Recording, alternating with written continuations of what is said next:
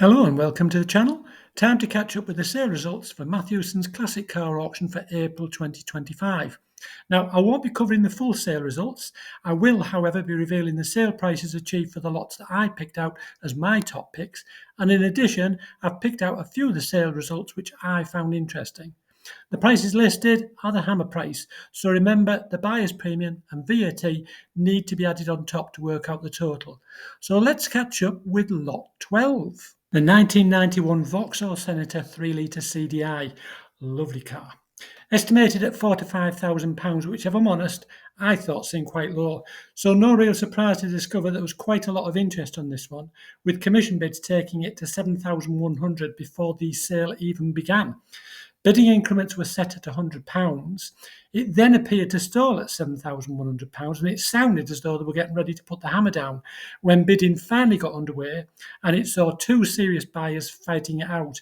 And it was between North Shields and Essex. The final and winning bid of £8,500 secured the Senator for its new owner in Essex. The next lot is 56, the 1977 Vauxhall VX490. Now, there's no denying this car needs a lot of work, but with auctions, sometimes you can never predict where it's going to end up for something like this. Jack took the auctioneer's seat for this one. It was a no-reserve sale, and he seemed quite surprised by a cheeky bid of £50. Does someone want it for spares or to restore? That's the question. The hammer price saw the car being secured by an internet bidder from Dorset for £1,400. Well, it looks likely it may end up being restored based on the sale price. It's a rare one, which would make it one of 5 left if it returns to the road. Let's hope it does. Moving on to lot 64, the 1973 Ford Escort Mexico, and as you recall, this one's coming from the Bangers and Cash Restoring Classics team. Submit best bid, and the bidding opened at £33,000. At £39,000, talk turned to being quite a way off what it cost to restore, and it was mentioned at this point that with the purchase and the restoration costs, they weren't even halfway through it. The hammer fell at a provisional £40,000, falling well short, and there was the suggestion that if a price couldn't be agreed with the provisional bidder, it could potentially see a second outing at the May sale. However, it would appear that the hammer price of £40,000 was finally agreed as per the sales catalogue. Lot 88 in 1992, Ford Sierra Azura. Estimated at £3,950 to £4,950, I said I thought the estimate seemed about right, but I suspected it may end up around £5,500 to £6,000. Well, it achieved a respectable £4,700. Moving on to lot 172, the Rover 216 VP Automatic, showing 37,000 miles, estimated at 1,500 to 2,500. It needed some tidying up underneath, and it sold above estimate at £3,000. On to lot 240, the CJ7 Golden Eagle Jeep. The estimate 6,100 to 7,100, and if you recall, it was Paul's own car, which he described as not being a show winner and requiring recommissioning. Despite that, it saw a lot of interest, selling way above estimate at £12,100. The next lot is 280, the bonny little 1994 Mark III Vauxhall Astra, and it was estimated at £1,000 to £2,000 with only 35,000 miles, which I thought seemed too cheap, and it could be a bargain. Well, it achieved a well-deserved £2,700 and worth every penny. Moving along to lot 288, the 1976 Triumph TR7. And once again, thanks to Hog Motorsport for reminding me that not too long ago, this car made an appearance at WB & Sons, back in October 2023 to be precise, but as far as I'm aware, it failed to find a buyer. No real surprise. I think the guide then of £10,000 to £14,000 probably put a lot of people off. And I would say timing was unfortunate due to the economic downturn. The estimate this time was £6,750 to £7,750. And there was a point at 6,400 that it looked like it had topped out and it was going to sell under the estimate. It was declared it was for sale at 6,400 and it slowly crept up to 7,000. A determined buyer increased the bid by £500. They weren't messing about, and it paid off, and they secured it for £7,500. The next lot up is 312, the 1979 Ford Granada GLS. And I believe it came from the same stable as last month's Cosmos Blue Granada gear. And based on last month's sale values, I said, what are we expecting? 18 to 20,000? Well, I was wrong. And despite being such a lovely example, on the day it only achieved 12,250. But it appears that following further negotiation, later sold for 14,225.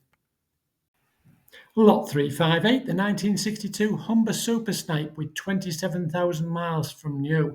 Its estimate was £4,000 to £5,000, and it was a provisional sale at £2,500, which wasn't enough to secure the car, and as such is now being entered in the timed auction.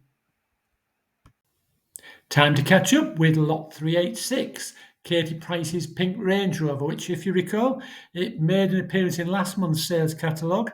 What happened, I don't know. It finally appeared again in the April sales catalogue. There seemed to be quite a bit of interest, and it finally found a buyer selling for £7,250.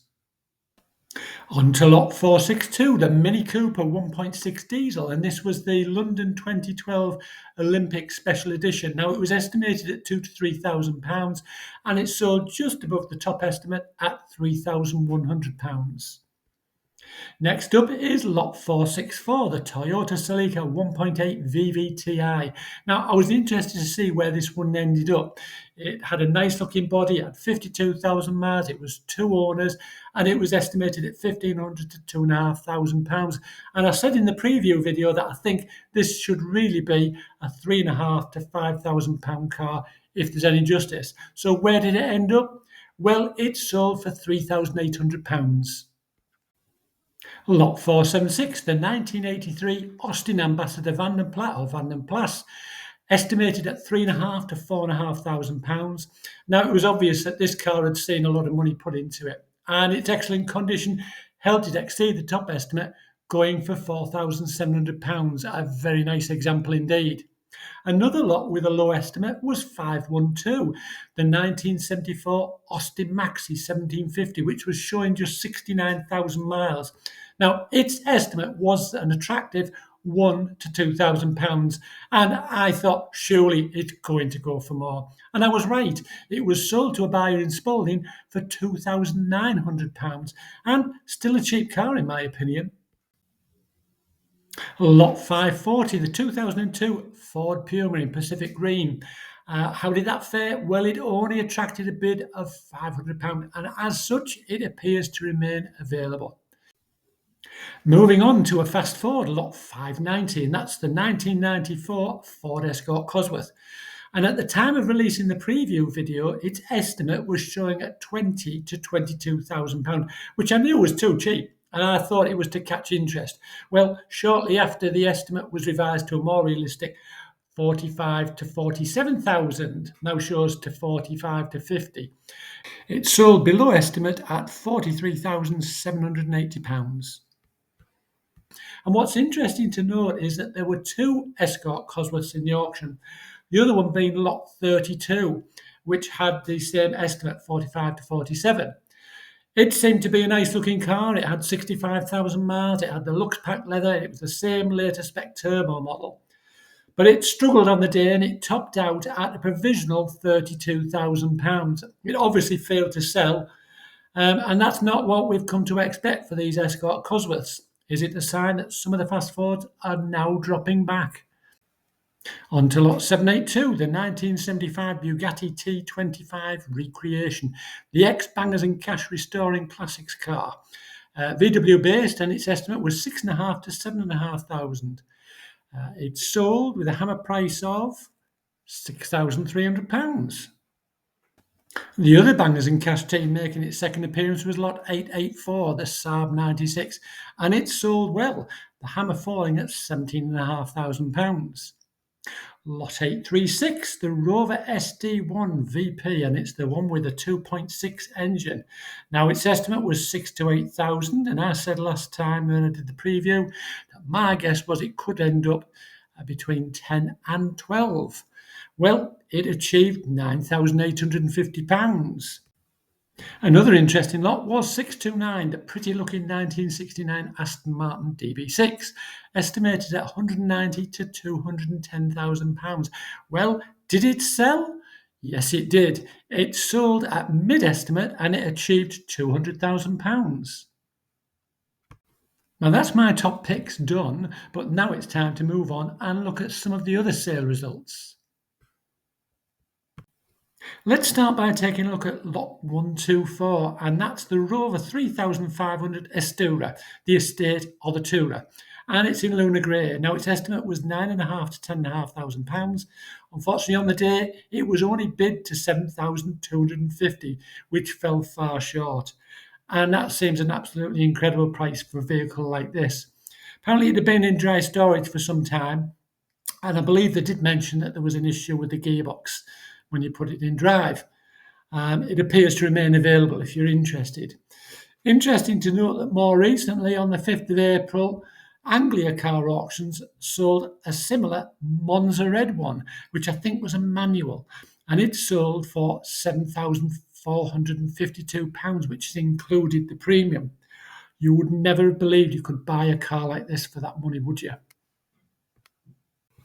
The next lot appeared to offer quite good value for money, and that's lot 102, the VW Beetle convertible, which looked quite smart. Nice fitting hood, and it sold for £8,000, which seems very reasonable. Of course, it's a left-hand drive, which may have affected the price, but nonetheless, nice car for the money. The result of this next lot I found quite interesting, and that's lot 390. It was a 1970 Rover P5B coupe, which was estimated at 17,500 to 19,500, and it was the same owner for 38 years. And now I was beginning to think these had fallen victim and were becoming a bit out of fashion, because I've seen a few recently that either failed to sell or sold quite low. This one, however, it was in demand, and looking at the car, it's no real surprise. It's the ever popular Admiralty Blue, and it's got the most beautiful cream leather interior. And unlike so many P5s with tired interiors, that wasn't the case with this one. It sold very well, and for a well-deserved and an impressive £27,250, which underlines the fact that people are willing to pay for the right car in a good condition, and this fit the bill. So that's quite an encouraging sight. Another car that I thought did quite well, and that was lot 302, the 1977 Triumph Stag. Its estimate was £7,000 to £9,000, and it sold for £16,700. Now, I think that's quite an amazing price because it's still a project. There are still jobs to do on this car. And there are so many Stags out there that you can see much cheaper. And for this money, you should expect not to have to do much work, if any at all. So I was quite amazed that it actually achieved the price it did. On to some bargain buys. Lot 142, a 1999 Rover 414 SI. 48,000 miles on the clock. And okay, so it had a few marks on the paintwork, but more importantly, it appeared to be rust-free. And it had had £1,200 spent on it in 2024, including a new head gasket, a cam belt, a water pump, front discs and pads, and various other bits and pieces. And I appreciate this may not be everyone's cup of tea, but for £900, I think it's very cheap motoring. Another bargain was lot 244, a 1996 Vauxhall Corsa, 5-door model. It had under 35,000 miles and it came with 12 months MOT. As well as having a recent cam belt and 4 new tyres, the alloy wheels had also been refurbished. Underneath looked very good. And overall, it was a very smart and tidy looking car. And at £1,100 seems like a cheap, nice little motor that's got bags of life left in it. Okay, moving away from the cheaper end of the market, we're going to go to the other extreme. But I still think this represents quite a bargain buy. And it's lot 472. It's a 1969 Jaguar E-Type Roadster, and it's the 4.2. Now, you'll see from the bonnet that it's got the side lights, and which suggests that it's American specification, and that's right. It was repatriated from California in 1990, but it has had a right-hand drive conversion, and it's the Roadster. And what did it sell for? £34,500. Now, to me, that seems quite cheap, and you wouldn't have imagined that that was possible 2 years ago. There were several other Jaguars that performed well, and they included Lot 294, and it's a Jaguar XK 150, which had an estimate of £35,000 to £40,000. However, it sold for a whopping £60,000, which is what good ones would have sold for not so long ago before the price falls. So again, I think it's quite encouraging in that it was similar to the sale of the P5B. And on to Lot 450, a very nice one owner from new Jaguar XK8. Finished in a lovely British racing green metallic with cream leather, and I think it had 56,000 miles on the clock. So many of these sell cheap, but this sold for a respectable £8,800. And it's more expensive to buy cheap and restore than to buy well in the first place, because you can't beat originality and long-term ownership. And obviously the buyer of this car recognised that fact. Another very appealing Jaguar was Lot 338, and that's the Jaguar XJ 2.7 TDI. I do like these, and it was in a beautiful red metallic. Came with a body kit, 57,000 miles. It said in the description that it was a victim of ULEZ, and it sold for a very excellent £7,200, which speaks volumes. But they're lovely cars and really excellent value for money. I hope you've enjoyed the video and I hope you found it interesting. And I'm going to once again ask you, if you have enjoyed the video, please consider pressing the like button, because at least it lets me know whether I'm doing something right and I'm heading in the right direction. And it also helps the channel grow. So thanks again for your interest and for watching. And until next time, take care.